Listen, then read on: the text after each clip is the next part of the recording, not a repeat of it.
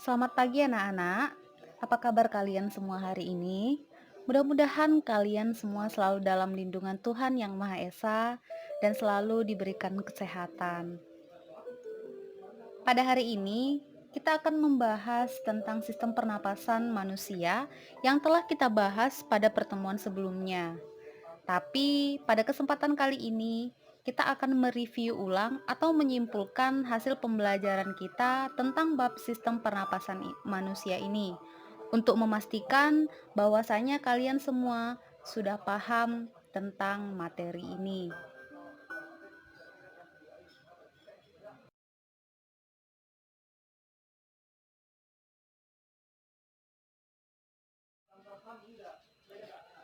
Kita akan menyimpulkannya menjadi 6 kesimpulan. Kesimpulan yang pertama, organ pernapasan pada manusia. Organ pernapasan pada manusia terdiri dari hidung, faring, laring, trakea, bronkus, bronkiolus, dan alveolus.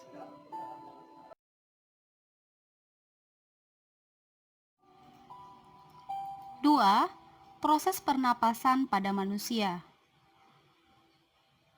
Pertama, O2 masuk ke rongga hidung, kemudian disaring oleh rambut-rambut hidung.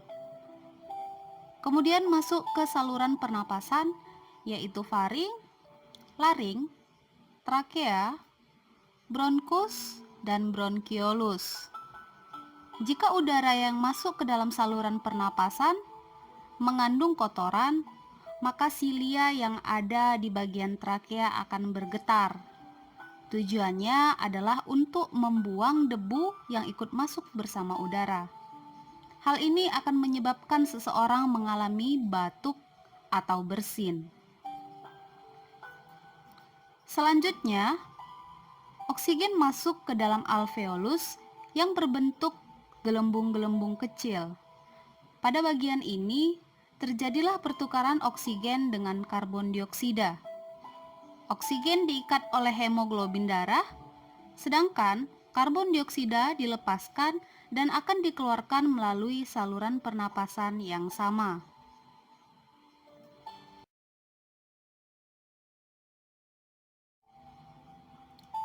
Kesimpulan ketiga, mekanisme pernapasan terdiri atas pernapasan dada dan pernapasan perut.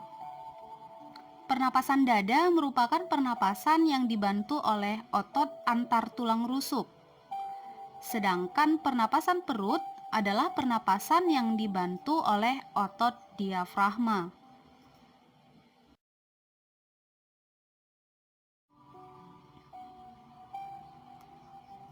Ringkasan materi keempat.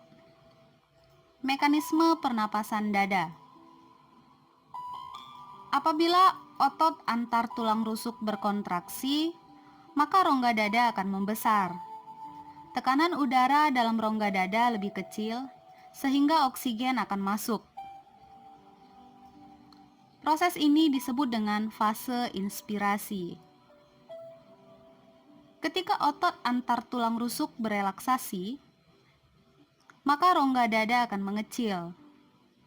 Tekanan udara dalam rongga dada lebih besar, dan karbon dioksida akan keluar. Proses ini disebut dengan fase ekspirasi.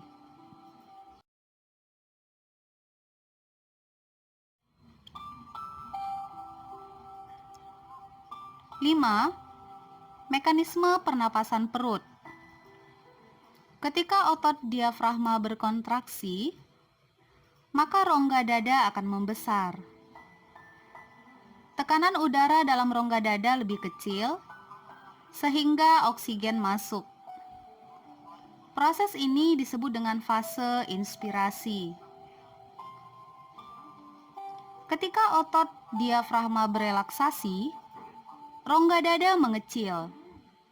Tekanan udara dalam rongga dada menjadi lebih besar, sehingga karbon dioksida akan keluar. Proses ini disebut dengan fase ekspirasi.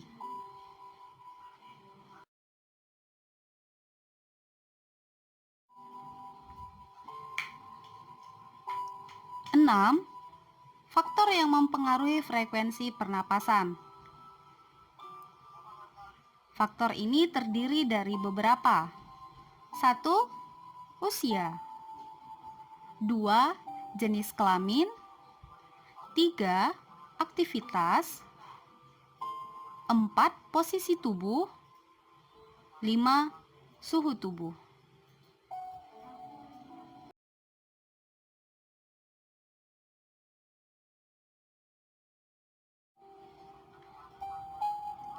Enam, volume udara pernapasan. Terdiri dari 1. Udara tidal, yaitu udara yang dihirup dan dikeluarkan dalam keadaan bernapas biasa. Jumlahnya kurang lebih 500 ml. 2. Udara residu, yaitu udara cadangan yang tersimpan di paru-paru setelah menghembuskan napas sekuat-kuatnya. Jumlahnya kurang lebih 1000 ml. 3. Udara komplementer, yaitu udara yang masih dapat dihirup sekuat-kuatnya setelah bernapas biasa. Jumlahnya kurang lebih 3000 ml. 4. Udara suplementer, yaitu udara yang dapat dihembuskan sekuat-kuatnya setelah bernapas biasa. Jumlahnya kurang lebih 1500 ml.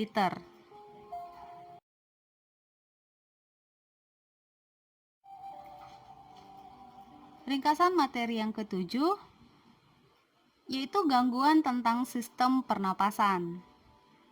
Beberapa gangguan yang berhubungan dengan sistem pernapasan antara lain: 1. Pneumonia. 2. Kanker paru-paru. 3. TBC. 4. Asma. 5. Emfisema. 6.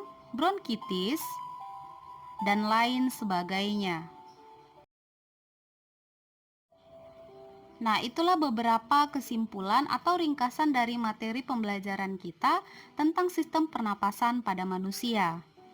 Nah, sekarang kamu silahkan tuliskan pertanyaan tentang materi sistem pernapasan yang belum kamu pahami. Jika sudah paham semua, cukup tuliskan "Saya sudah paham tentang materi sistem pernapasan". Tuliskan di buku latihan kamu dan kirim seperti biasa. Jika ada beberapa di antara kalian yang membuat pertanyaan, maka Miss akan menjawabnya pada video selanjutnya.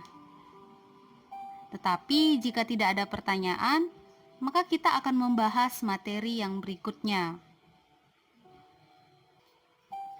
Demikian pembelajaran kita pada hari ini. Semoga dapat bermanfaat bagi kalian. Jangan lupa tetap jaga kesehatan selalu ya. Terima kasih. Selamat pagi semuanya.